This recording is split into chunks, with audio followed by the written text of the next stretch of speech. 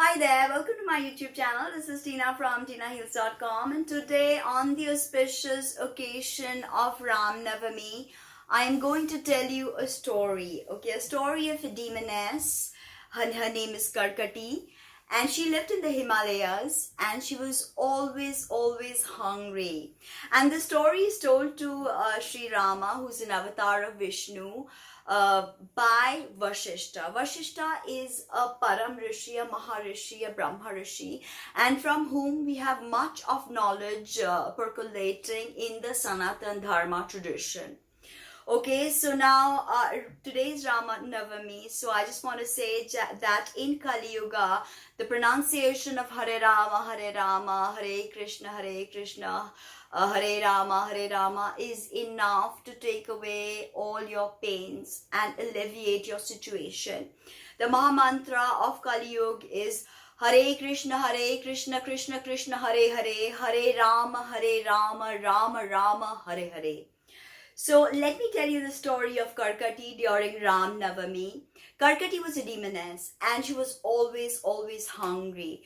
So she thought to herself that why not I consume these people of Jvambu, which is the earth.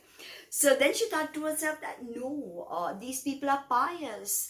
They pray to the God, they pray to God, they pray to God, and they're very pious and charitable and holy. So it is not appropriate for me to eat them. So what do? So Karkati was a different type of a demoness, so she came up with a different idea. She thought that why not I do penance for 1,000 years to summon one of the most powerful deities, that is Brahma himself. And in the Hindu tradition, we have the Trinity, that is Brahma, Vishnu, Maheshwara. And Brahma is the creator, Vishnu is the preserver, Shiva is the destroyer. So Karkati lived in the Himalayas and she did tapas for 1,000 years. Okay. And then Lord Brahma appeared before her. And she was so thin that she looked like all bones and just, kind of clad in skin. Right? And he was pleased with the penance, because if you do the correct penance, it doesn't matter what you're asking. That's why magic gives you energy. What you do with that energy is entirely up to you. Do you create or do you destroy? So she wanted to eat people, but she didn't want to eat people of Jvambu. So she told Brahma that so she wasn't sure what boon to ask. Again, something wrong. So she said, I should request that I should become a living steel pin, Suchika, an embodiment of disease. With this boon, I shall simultaneously enter the hearts of all beings and fulfill my desire and appease my hunger. When Brahma said to her, I am pleased with your penance, ask for a boon of your choice, she expressed her wish. Brahma said, so be it. You shall also be Vishuchika, remaining a subtle thing. You will inflict pain on those who eat the wrong food and indulge in wrong living by entering their heart.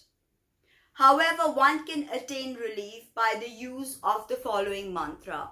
I will make a separate video about the mantra. So essentially, I'll tell you what it means in English. It means one who is proficient in this mantra. It's a long mantra. It basically means that it's a Rakshashi. So the mantra is kept on the left hand, written actually. Previously, we would just write it with Ichha Shakti when we had the Siddhis, but now we actually have to write it out, okay? But the mantra can only be recited by someone who has done a certain amount of japas of this mantra. And since she is a Rakshashi, you do not offer her puja from the right hand.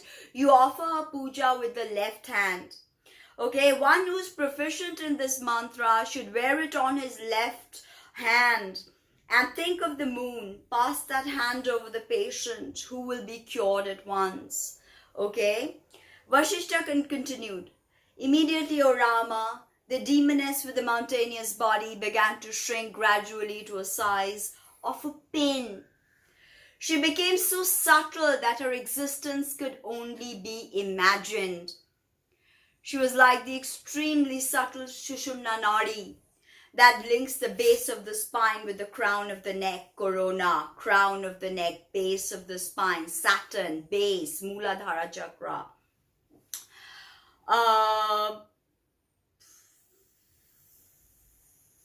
She was like the alaya consciousness described by the Buddhists. She was constantly followed by her other form known as Visuchika. Visuchika is cholera. Okay? Though she was extremely subtle and unseen, her demonic mentality underwent no change at all. She had gained the boon of a choice, so she could fulfill to devour all beings. This is because she was the size of a needle. Okay, now imagine how deluded are we in our search for, when we are hungry, this hunger component, when we are, avariciously hungry for something. What do we feel then? That, our mind is not balanced. So we ask for any old thing, something that could actually be disastrous for us in the long run. And we tend to ask for that. Okay. Now, so nothing changed basically, right? She gave up that form. She became a microbial, okay? That is a virus, microbial. Now, the demoness roamed the world afflicting people. By her own wish, she had become small, okay? So she could infect very many people and consume them in one go, okay? Suchika entered into the heart of even a healthy and intelligent person and perverted his intellect. In some cases, however, she left the person when the latter underwent a healing treatment, either with the aid of mantra or with medicine. Ayurvedic medicine. Again, immunity building is very, very important with coronavirus. Very important. Vashishta continued. Now, Suchika had numerous hiding places. Okay, like dust and dirt. Basically, unclean fingers. Why? Corona, wash your hands. So, Suchika lives in your, under your unclean nails. Right? Threads of cloth within one's body, in the muscles, dirty skin covered with dust, unclean furrows on the face, palm and other parts of the body due to senility. Again, elderly people, senility, someone who's senile, okay?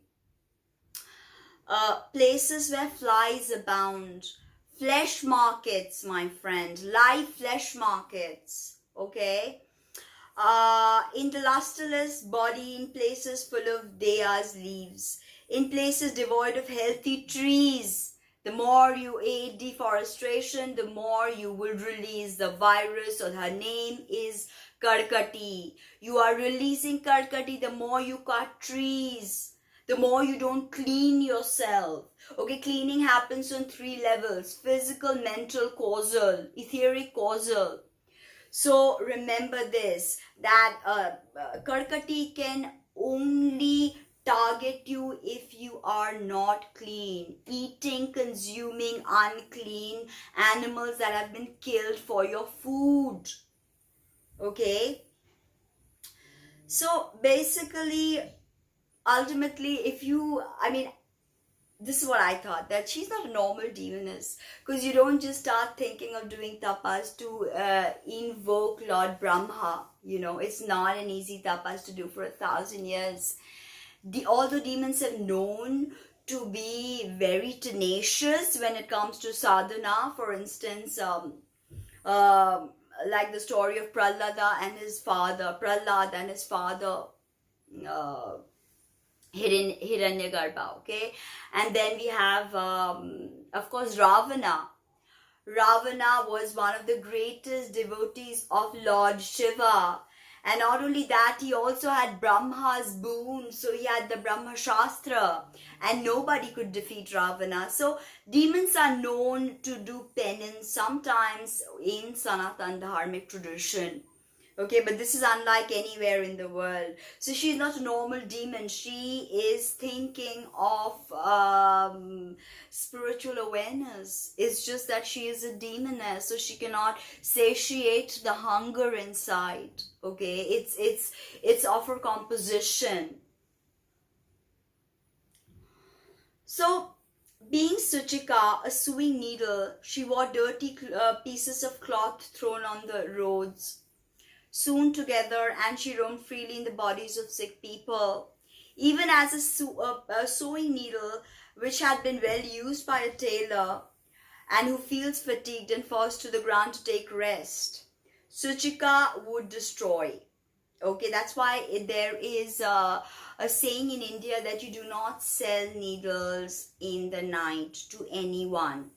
Okay, and this is not just limited to the Hindus, but also the Muslims believe in not selling you a sharp needle or a pin at night. That's why also in India we do not give somebody a pin. I think this is even done in parts of Asia.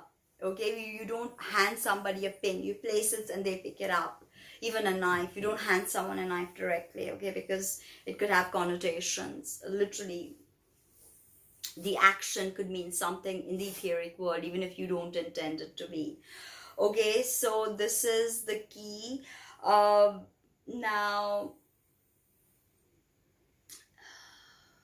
Now basically she was getting tired, right? She was getting tired of devouring all these beings, right? And because she was trying to awaken, she was trying to rise up from that demonic vibration that she was born into. Okay, she was trying to free that. One's inborn nature is not easily counteracted even by penance. Okay, inherent nature. Interesting conversation here of nature versus nurture. What changes we can bring and what changes we can't bring. Okay, in some cases, however, she left that person. Yeah, I told you that. Now listen to this. In tree stumps caused by deforestation, in puddles of stagnant water. So it's never good to keep stagnant water in the house. In polluted water, in open sewers, in the middle of roads, in rest houses used by travelers, and in those cities where there are many animals like elephants, horses, etc. It is seen. Okay, now what happened is that Suchika was basically devastated by the own destruction that she was bringing forth. She was not happy with it. Okay, and Vashishta said, after living in this manner for a long time, the demoness Karkati was thoroughly disillusioned and repented a foolish desire to devour people. So, which entails severe penance for 1,000 years and the degraded existence as a needle and cholera virus. She thus bewailed her own self-inflicted misfortune. Alas, where is that mountainous body and where is the form of a needle? Sometimes I fall into mud and filth and trampled upon by people. So this is again a self-questioning that she undergoes incessantly, because somehow I see in this Karkati an inherent need to evolve to the next stage, evolve. Even trees and creepers of the forest admire Suchika's penance. Okay, so she was basically again started doing penance. The energy of her penance set the Himalayas on fire, and Indra, the king of heaven, learned from the sage Narada of Karkati's undertaking. Sage Narada narrated the story of Karkati. The despicable goblin Karkati became a living needle embodied in a metal needle. As such, she entered into the bodies of sinful people and afflicted their muscles, their joints, and their blood. She entered those bodies like wind and caused stabbing and prickling pains. She inflicted such pain on those bodies which had been nourished on impure food like meat. She also entered into the bodies of all beings like vultures, etc., and devoured the bodies of others. So Karkati is known to go into the bodies of vultures. Interestingly, the Zoroastrians leave their dead on the Tower of Silence for vultures to consume their body. So this is a very interesting thing that I discovered. Okay, that she can go into vultures. Now,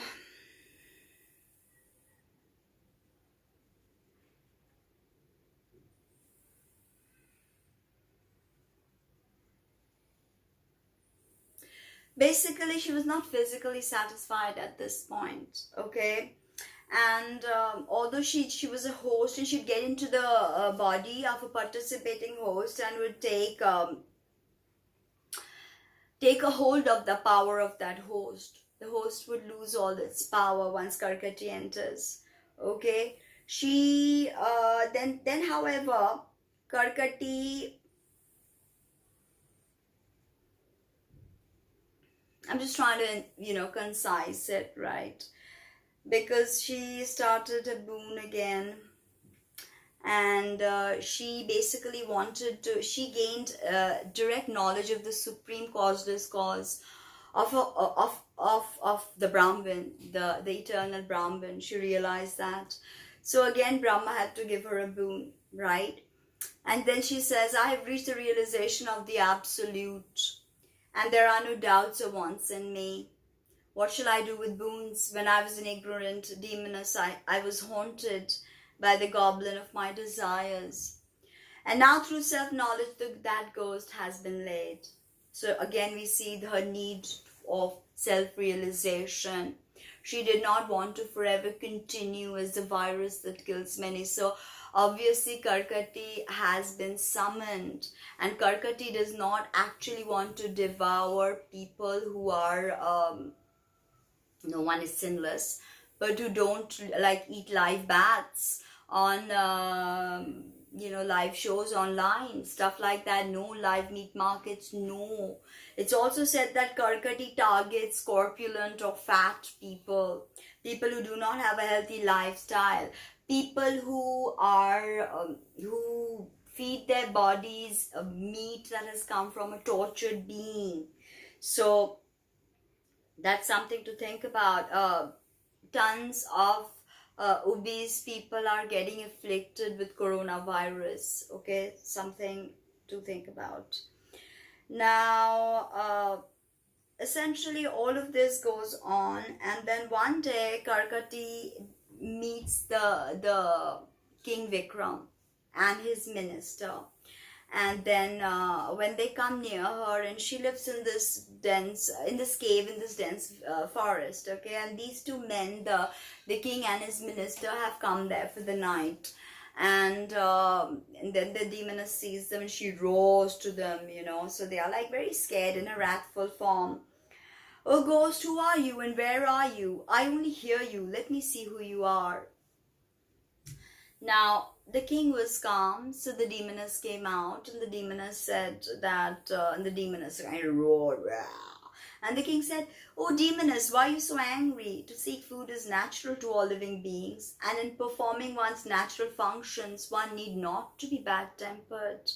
Even self-vengeance are gained by the wise, by appropriate means and proper behavior or action. So he says that, you don't have to growl at me. It's all right. I understand if you want to eat me. That's self-preservation that has been endowed to all of us. We all come with a sense of self-preservation and the survival instinct.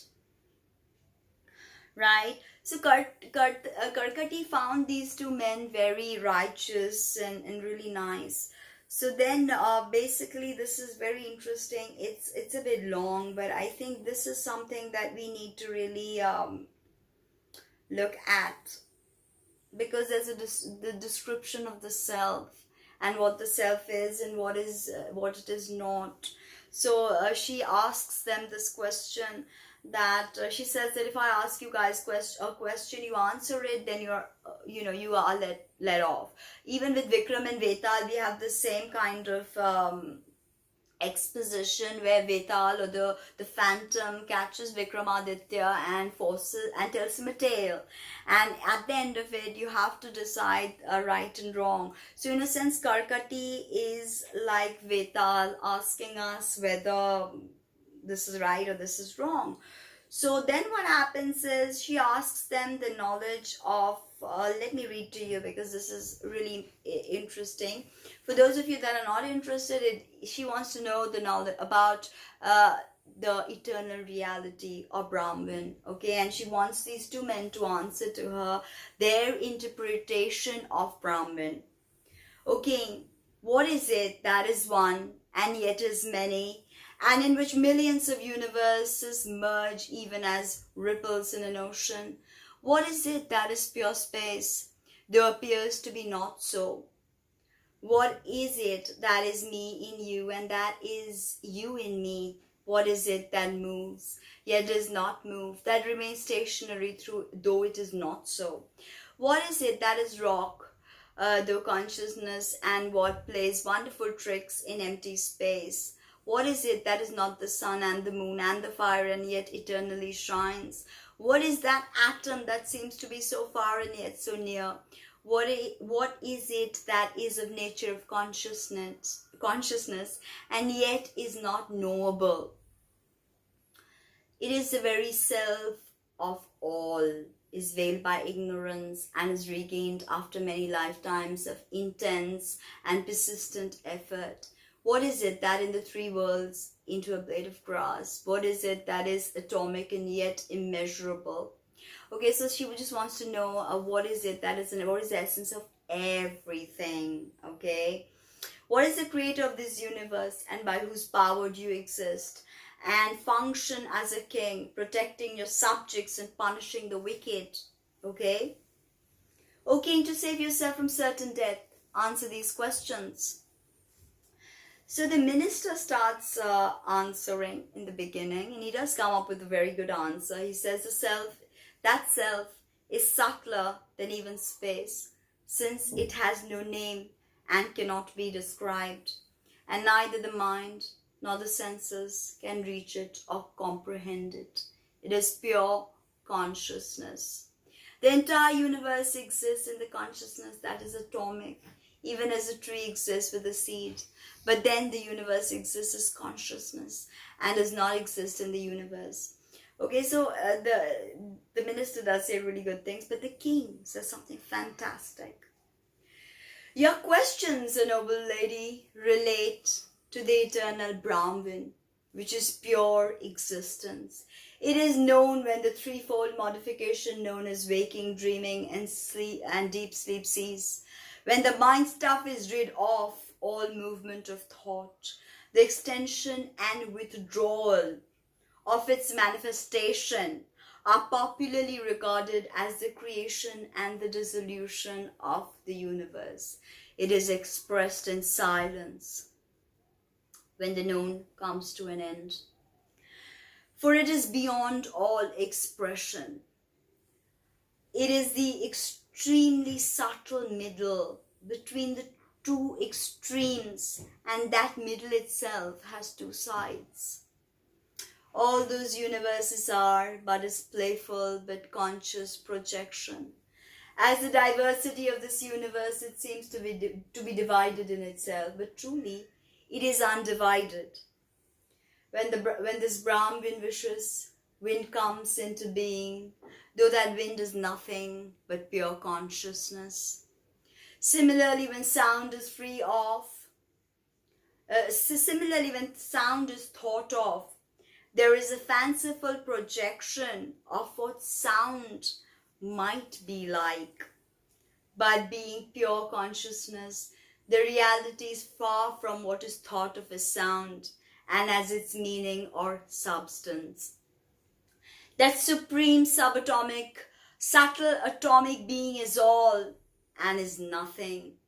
I am that, and yet I am not that. That alone is. By omnipotence, all this appears to be. This self can be attained by the 100 ways and means, and yet When it is attained, nothing has been attained. It is the supreme self, yet it is nothing. One roams in this forest of samsara, or repetitive history, till there is the dawn of that wisdom which is able to dispel the root ignorance in which the world appears to be real. Just as the ignorant man is attracted by the perception of water in the mirage, this world appearance attracts the ignorant man. But the truth is that the infinite consciousness that perceives the universe within itself through its own power, known as Maya. That which is seen within appears also outside. That which is seen within also appears outside. So stressing on the illusory nature of things, in the impermanence of things, the redundancy of 3D physical reality. Though the self is extremely subtle and atomic and of the essential nature of pure consciousness, by it the entire universe is wholly pervaded. This omnipresent being, by its very existence, inspires the world appearance to dance to its tunes. That which is thus subtler than 100th part of the tip of a hair is yet greater than the greatest because of its omnipotence. The king continued, the light of self-knowledge alone illumines all experience. It shines by its own light. What is the light by which one sees, knows? If all the light in this world be from the sun onwards, would it become inert? Only the inner light. This inner light appears to be outside and to illumine external objects. The other sources of light are indeed non-different from the darkness of ignorance and will only appear to shine, though there is no essential difference between fog and cloud, both of which veil objects. It is often seen that fog seems to radiate light, while cloud seems to obscure it. The inner light of consciousness shines forever within and without, day and night. Mysteriously, it illuminates the effects of ignorance without removing the darkness of ignorance. Just as the very luminous sun reveals its real nature with the help of night and day, even so the light of the self reveals its real nature by revealing consciousness and ignorance. When the atomic space of consciousness, within the atomic space of consciousness, there exist all the experiences. Even as within a drop of honey, there are subtle essences of flowers, leaves, and fruits, because the bee makes honey from pollen. So the honey is rich of every single flower or plant the bee has visited. Beautiful, isn't it? Everything is alive. Everything is consciousness. Everything is active. Once the Atma Vidya is realized, and I said this making the Saturn in Aquarius video, that Aquarius is about Jnana Marga and Atma Vidya. So beautiful, right? Everything is illusory. Everything is alive. Everything is a part of Brahman. Everything in essence is similar, and then everything is different all at once. The dichotomy of 3D existence, duality. From that consciousness, all experiences expand. For the experiencing is the sole experiencer, which is consciousness. Whatever may be the particular description of the experiences, they are all encompassed in the one experience of consciousness. Indeed, this infinite consciousness alone is all this, and all the hands and eyes are its own. Though being extremely subtle, it has no limbs. In the twinkling of an eye, this infinite consciousness experiences an epoch within itself, even as in the course of a brief dream one experiences youth and old age and even death. All these objects which appear in consciousness are indeed non-different from consciousness. And even as a sculptor carved of stone is nothing but stone, just as the whole tree with all its future ramifications is in the seed. The entire universe of the past, the present, and the future is contained in the atom of infinite consciousness. Therefore, though the self is neither the doer or actions and the experiencer of all experiences, there is nothing apart from it. Within the atom of the infinite consciousness and doership and the experiencer are inherent. The world, however, has never really been created, nor does it disappear. It is regarded as unreal only from the relative point of view. From the absolute point of view, it is non-different from the infinite consciousness. The king continued, sages only speak of the inner and the outer, which are but words with no corresponding substance. It is meant to instruct the ignorant. The seer, himself remaining unseen, sees himself, and the seer does not ever become an object of consciousness. The seer is the sight only, and when the latent psychic impressions have ceased, the seer regains its pure being.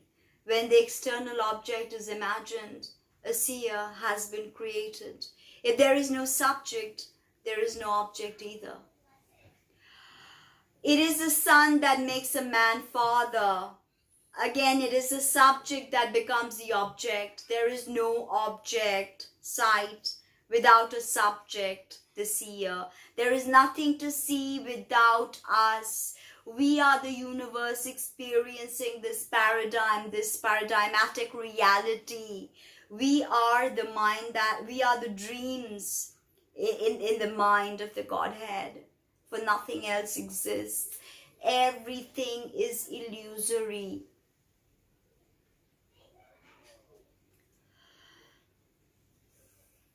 One is a reflection of the other. There is no real duality. But there is no duality between what is seen and the seer, for they are all one. Again, this is the doctrine of Advaita, or oneness. Neither unity nor diversity can be truly established as the truth, for every thesis gives rise to antithesis. Yet one is not different from the other, just as the wave is not other than water, bracelet is not different from gold. Even so, division is not a contradiction of unity. All this speculation concerning unity and diversity is only to overcome sorrow. That which is beyond all this is the truth, the supreme self. So Karkati becomes tranquil after she listened to this wise king speak of all these profound truths. There is the sight and the seer are one. There is no duality. So she says that, all right, I accept that you guys are really enlightened people and I will not harm you. Now ask of me a boon. So the king says that, in my city, in my cities, many people suffer from rheumatic heart troubles. The countryside, there is cholera, which is, cholera is an epidemic. It is in order to investigate these and find a remedy for them that my minister and I came out of the palace tonight. My humble submission to you is, do not take the life of my people. Karkati at once accepted. Now please tell me, how shall I recompense you for your kindness and appease your hunger? Karkati said, well, once and the Karkati tells them her whole story, all the stuff that I just told you. So the king says, kind lady, now you have become my guru and my friend, because she gives him the mantra, which I'll tell you in the next video. You have become my friend and guru. Friendship is valued. So please come to my palace, assume a gentler form and come to my palace and recite with me. So Karkati agreed. She became a charming young woman and accompanied the king to live as his guest. He entrusted thieves and other criminals and sinners to her. At night, every night, she resumed her demonical form and consumed them. During the daytime, she continued to be a charming woman, the friend and guest of the king. After her meal, she would often go into samadhi for a few years at a time before returning to normal consciousness and normal life. So again, this is very interesting because when she goes to live as a charming young lady, a lot of people may think she's the courtesan of the king. So there's a beautiful overlap and a beautiful nuance over there. So basically, the Karkati then went on and started to live with the king. And Vashishta says that demons are of many kinds and colors: white, black, green, red. But Karkati is of the black kind. And basically, O Rama, by merely listening to my words, you will be enlightened. There is no doubt in this. Know that the universe has arisen from Brahman, and it is Brahman alone. Rama asked, if oneness alone is the truth, then why do we say by this that is attained?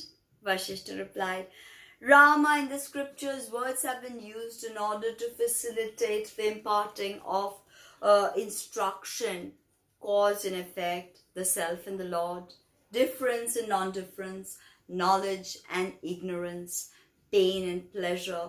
All these pairs have been invented for the instruction of the ignorant. They are not real in themselves. All this discussion and argumentation take place only in and because of ignorance.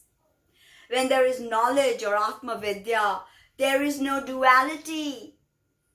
Aquarius dual, Saturn and Aquarius, Atma Vidya, realization of non-duality. Corona Virus, bringing in Karkati, who also wants to transcend duality.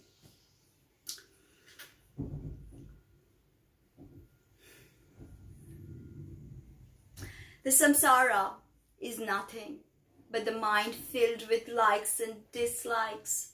When it is free of them, the world appearance too comes to an end. The consciousness in the mind is the seed of all substances, and the inert aspect of the mind is the cause of the illusory appearance of the world. Because of the omnipresence of consciousness, the mind takes the form of the noble and thus becomes the seed of the universe. The mind, like a child, imagines the existence of the world. When the mind is illumined, it experiences the infinite consciousness within itself. I shall presently explain to you how the subject-object division appears. And then, of course, there's a little story. And in the next video, I will tell you Karkati's mantra and how to appease this demoness. Thank you so much. I hope you like that. And if you want more videos like this, subscribe, comment, share, and let me know what you think. Thank you.